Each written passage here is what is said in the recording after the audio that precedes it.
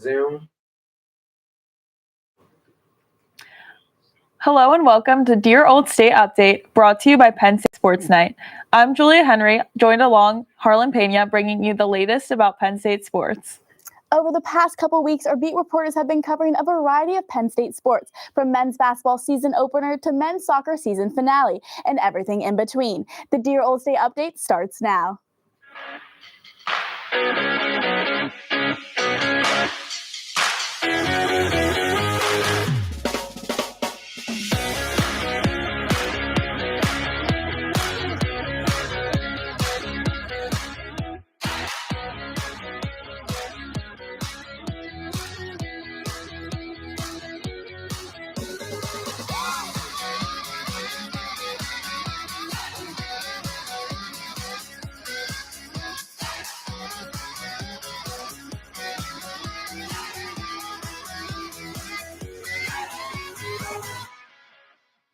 In Terry Smith's Beaver Stadium debut, Penn State lost to number 2 Indiana 27-24.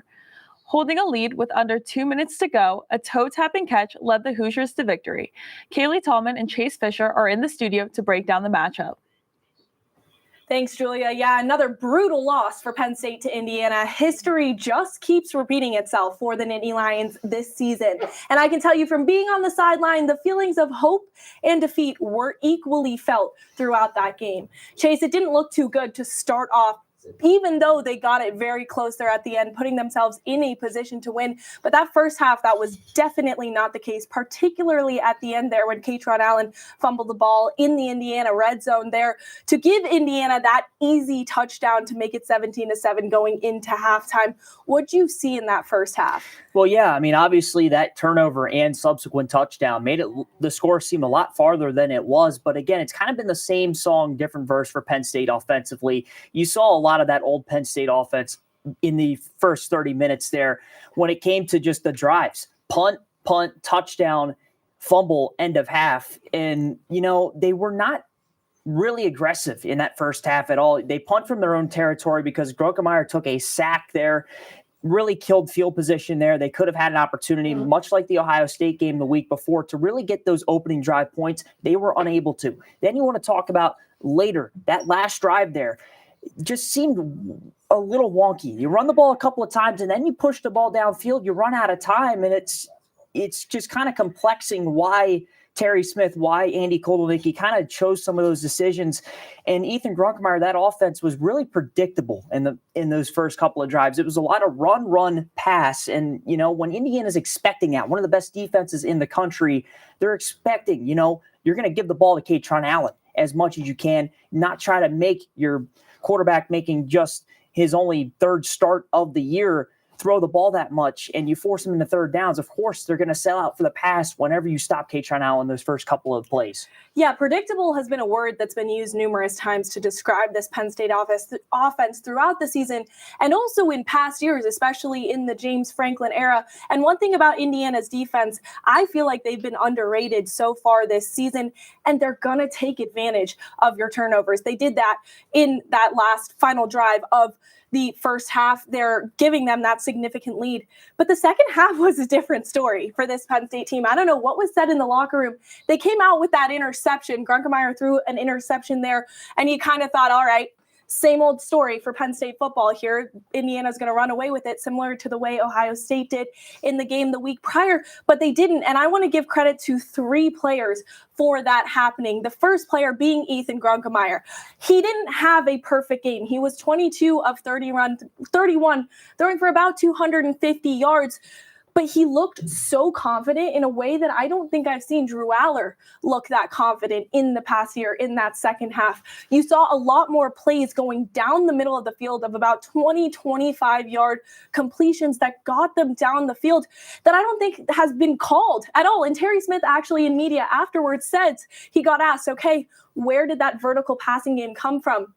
He goes, well, we started calling vertical plays. You wonder, all right, where has that been so far this season, right? It clearly worked there. And then also Nick Singleton, people have been arguing throughout the season that Nick Singleton has been quiet. He was not quiet there on Saturday, especially in that second half, scoring the touchdowns to get this Penn State team back in the lead. He had 71 yards, averaging 7.1 yards a carry. And finally, Trevor Pena.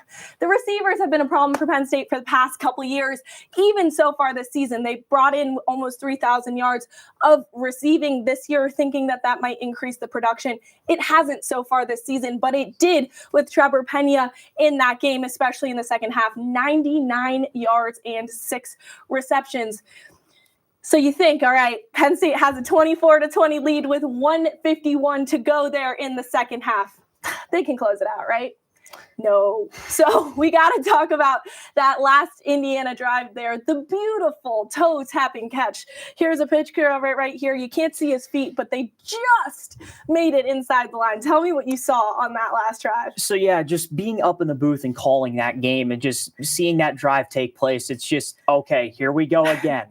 And, I just want to point out a couple of things real quickly with this drive. Obviously, 10 plays, 80 yards, a minute and 15. But Indiana was without their top receiver. Elijah Surratt has been a superstar this year, but Charlie Becker stepped up. But down the stretch, it was Omar Cooper Jr. 2 big catches on that final drive, one for 20-plus yards. This one to just win the game. And it was really impressive just the way he was able to just maneuver his feet to somehow get in bounds to make that catch. And, this was another situation where Penn State's defense broke in the final moments. I mean, it happened again. Iowa, you want to go back to UCLA. These were clutch moments. Oregon as well. These were clutch spots where the defense just was unable to hold on. The dam broke. And it was another situation where Fernando Mendoza had a Heisman-like drive. They did not get Indiana into third down once after being 5 of 12 in the entire game. That's what they held them to. And in those spots, when you complete 4 big completions and the secondary was just absent, it just, again, it's another situation where Penn State lets another one get away. Yeah, I mean, Terry Smith there at the very end was irate on the sidelines with a couple of the officiating calls there, but also you could just see a look of defeat from that Penn State defense. Denai Dennis Sutton didn't play the first down of that last set of 3 or 4 downs there, and he just kind of stood there like head down, like, oh my gosh, they're on the 10-yard line or whatever, here we go again. And it was here we go again. Now, Penn State, there is a chance for them to get a bowl game here. They have to win out to get those 6 wins. They have Rutgers, Michigan State, and Nebraska at home to close out the season. First of all, do you think they can win out? Second of all, do you think it is a good idea for them to win out and actually go to a bowl game here? The road is somewhat clear. And, when you go to next week, you go to East Lansing to take on a Michigan State team that has given up the most points in the Big Ten. And this was a Penn State offense that finally seemed like it all came together. Nick Singleton had his first 3 touchdown game since the Orange Bowl. This is an offense that finally looks like they got themselves together. If they can continue that momentum into East Lansing, they should have a lot of success against the Spartans team again. And, offensively, Michigan State, who's their quarterback going to be? Aiden Childs was benched. So we don't know there. They've had the same QB struggles. And again, with QB struggles, you go to Nebraska. That's a home game, so that's automatically a spot where Penn State has an opportunity to get another victory. Dylan Raiola out for the year with a broken fibula. You go to Rutgers then. Penn State's not lost to Rutgers since they've joined the Big Ten. So the history's been there, and obviously it could all open up to bowl season. And in terms of playing that game, yes, I think they should. It shows the fight that this team has had this season. I want to go back to a quote about 2012, 2013. Bill O'Brien said, a bunch of fighters. This team has been a bunch of fighters. They faced as much adversity since those scandal era teams that have been plagued that James Franklin was able to build back up. Obviously, he's not there. Terry Smith is a Penn State guy. He would never want to lay down for anybody. In media after the game, you know what he said? Don't question a Terry Smith team if they played hard. This team's going to play hard no matter what, and they will play hard if they get an opportunity to go to a bowl. Yeah, fight's a word that Terry Smith has used time and time again, and I think you're right. If they do get invited to a bowl with those 6 wins, I absolutely think they will be playing in, although I don't think personally it's the right thing for the team to do. Penn State will head to East Lansing to play the Spartans this Saturday at 3:30. Both teams are 3-6 overall and 0-6 in conference play, and it's safe to say both teams are in need of a win. Right now, the Nittany Lions are 7.5-point favorites, but we'll see if Michigan State can take them down for the first time since 2021. Once again, I'm Kaylee Tallman, joined alongside Chase Fisher. Now for a season that's just beginning, let's take a look at the men's basketball season opener. Amanda Vogt was there. Penn State started year 3 with Mike Rhodes against Fairfield on Monday night. The Nittany Lions limited the Stags to only 2 points in the last 3.5 minutes to win 76-68. Even all these new guys, these inexperienced guys, nobody was panicking. There was no frowns in the huddle. There was no blaming, complaining, excuse making. Caden Mingo and Melly Tunja took very different paths to get to Penn State, but their performances were crucial in winning in their collegiate basketball debut. It was for sure different, but basketball is basketball, so it's like really, really fun being out there, just hoop. And Mike Rhodes said the 2 freshmen played with moxie. They combined for 34 points. They're 2 pretty good players, right? And they can handle the ball, they can shoot it, they can get to the rim and finish, they get their teammates shots. Mingo played the most minutes for Penn State. Even when the Nittany Lions were down 13 points early in the first half, he stepped up as a vocal leader. At the start, when it was like 15-2, I was just, telling the guys to just stay together. We'll bounce back. We'll fight back. Moving forward, Rhodes would like to see Penn State play more aggressively on defense, and he won't be afraid to continuously change lineups throughout the season. The one standard is great competition on the daily. And so every day there's free minutes out there. You got to go get them. You got to go earn them. For Penn State Sports Night, I'm Amanda Vogt.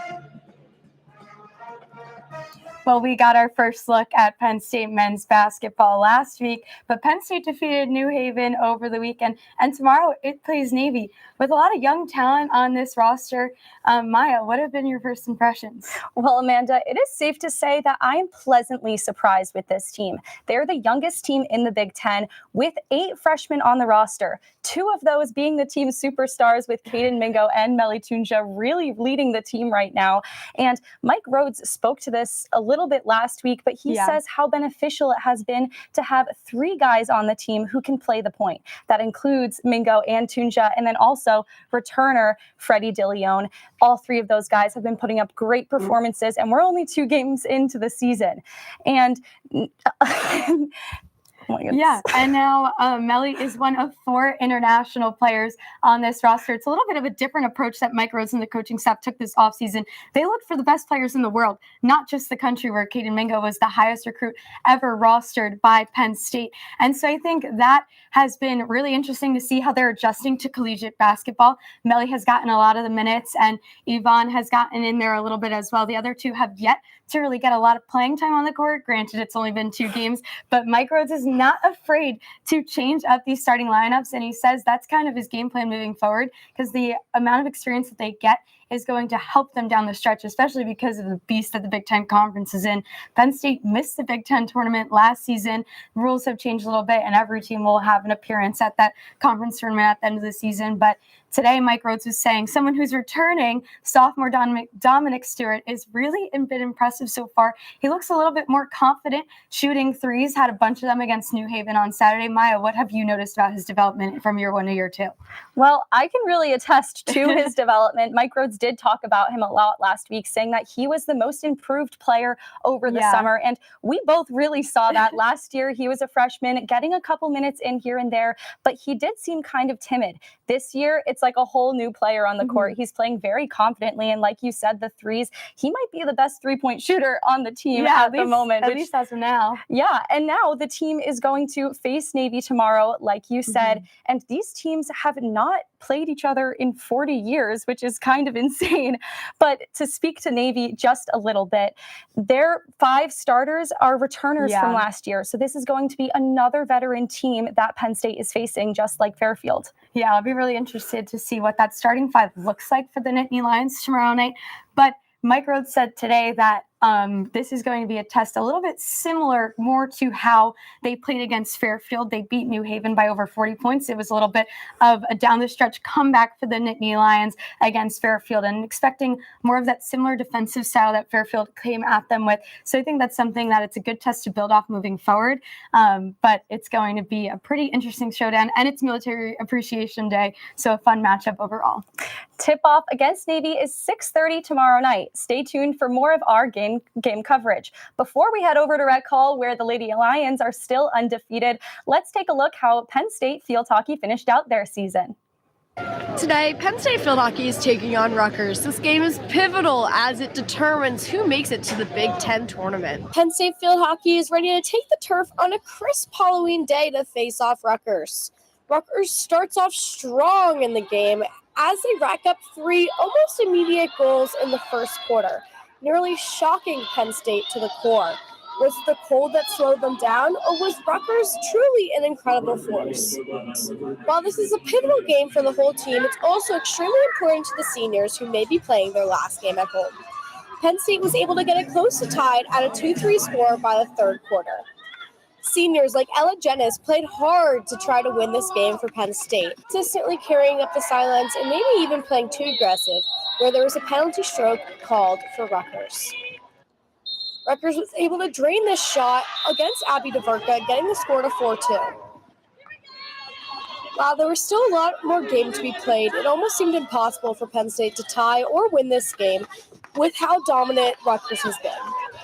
As the clock wound down for the team, they still played incredibly strong. Unfortunately, not strong enough to win this game and get them into the tournament. This was extremely emotional for the 6 seniors who are done playing with the team after this game. This was Aubrey, Ella, Anouk, Fia, Maddie, and Morgan's last game with Penn State. The team all shared embraces after this game, supporting each other through this tough loss. Unfortunately, the Lions could not pull off the win today. The game ended in a 4-2 win for Rutgers. This will be the last game of the Nittany Lions season. I'm Charlie Drexler. Thank you for joining me all season. That's all for Penn State Sports Night. Although the field hockey season is over, the Lady Lions are off to a hot start in 2025, defeating Bucknell and Cincinnati at home. Brian, what has impressed you the most so far about this team? Well, so far, I got to start off with Gracie Merkel. First of all, not only towering over the competition against Cincinnati and Bucknell, but also just staying in the paint and being dominant in that, being able to get those easy layups, not being afraid to just get a little physical, just being able to dominate on that aspect. And then I guess moving on to Kiyomi McMiller. The new star of the team.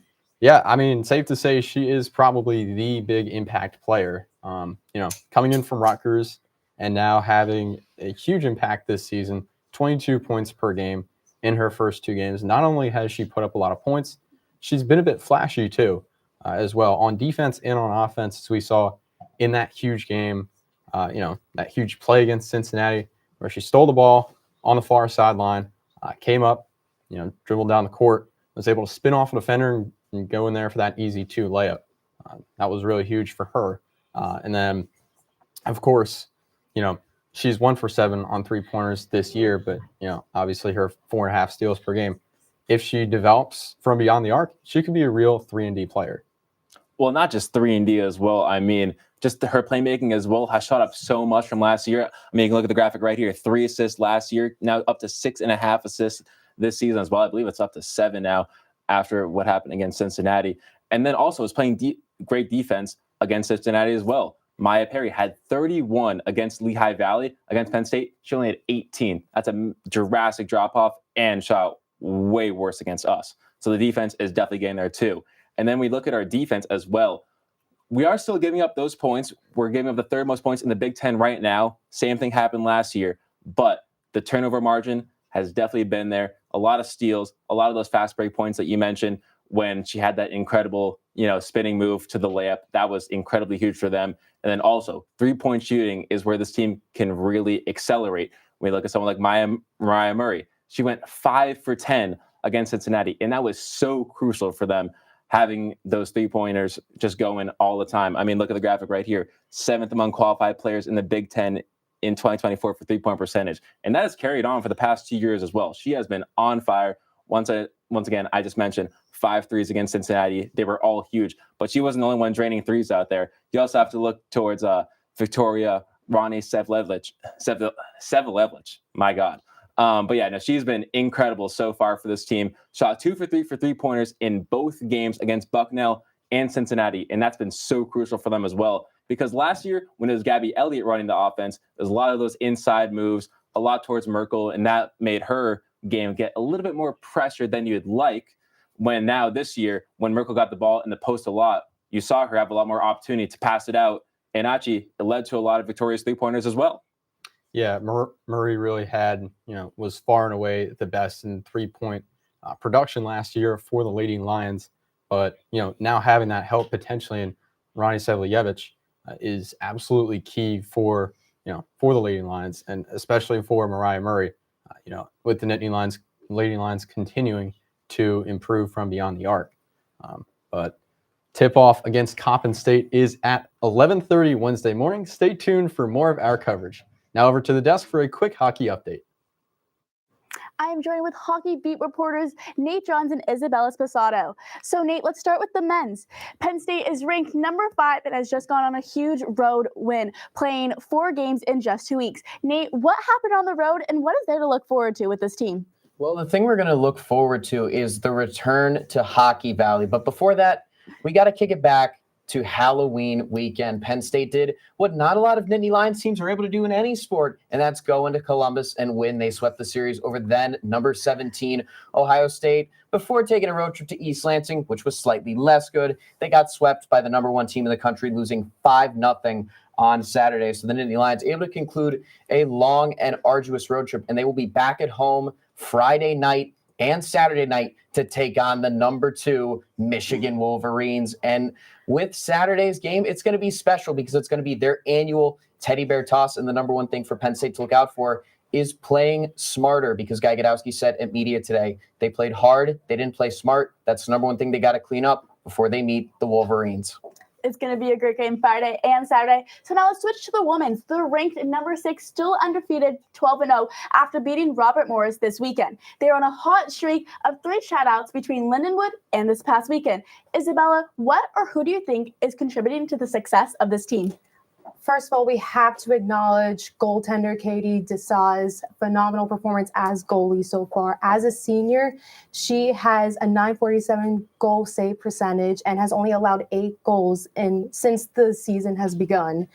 And this weekend, she just won her 12th career award as goaltender of the week for her performance this weekend at Robert Morris, where she had 31 goal saves, and she ties the national title, the national lead for shutouts. But we also have to highlight the offensive defensiveness that the women's hockey has. They have been phenomenal this season, barely letting their opponents get any goals, them shutting out most of their opponents so far. And I do want, although there's so many to highlight, individually, they're phenomenal. I do want to highlight the sophomore and freshman Grace Outwater, Danica Maynard, and Matilda Fanton. They have season highs of 12 to 14 points so far. And even though Maddie Christian has the lead in the Nittany Lions for 16 points, as young as they are, that's pretty high. Yeah. I would say those two, Danica and Fanton, are true freshmen, I believe. And I think they're just going to go far this season. I think we're going to see a lot more of them. And even in the future, in their collegiate career, I think there are 3 women that will be looked at for, again, this season and the years to come. Yes, absolutely. It's great seeing the younger players contribute to the team's success. Penn State returns to Pagula this weekend against unranked Syracuse Friday at 2 p.m. and Saturday at 1 p.m. to continue their undefeated and maybe shutout streak. Now let's go from the ice to the turf. Men's soccer beat reporters Emily Carter and Chase Bronwyn have more on the last games of the season. Thanks, Harlan. Penn State men's soccer finished out their season on Friday in a 0-0 draw against number 10 ranked Michigan, giving them a final record of 5-8-4. Let's take a look. End of a scoreless match, the Nittany Lions season is over. Unfortunately, they fell short this season and didn't make it to the tournament. On Friday, November 7th, the Nittany Lions went up against the Michigan Wolverines. Both teams had a disappointing season up to this point and were looking to end them off on a high note. This wasn't the case for either team, as they ended up tying. A cold and rainy November night caused for difficult field conditions, which turned into mishaps for both squads. Neither team in this game could seem to find their footing. It was obvious the weather played a giant factor in the outcome. With the tie, Penn State's Coach Cook expressed how upset he was with his team's losing season. However, he had lots of optimism for the upcoming year. Penn State's roster is full of freshmen and sophomores, and Cook looks forward to developing them. There were a handful of seniors that played their final collegiate game. Their emotions were evident when they did a final jump into the student section. As the transfer portal opens up and new recruits come in, the squad hopes to bounce back in 2026. Well, Penn State ended on a wet and rainy note at Jeffrey Field, which feels fitting for the mood after missing Big Ten playoffs. Me and Chase were there, and it was wet and it was rainy, and we were drenched by the end of the game. But there's something about rain and soccer that makes for a game that is all the more physical.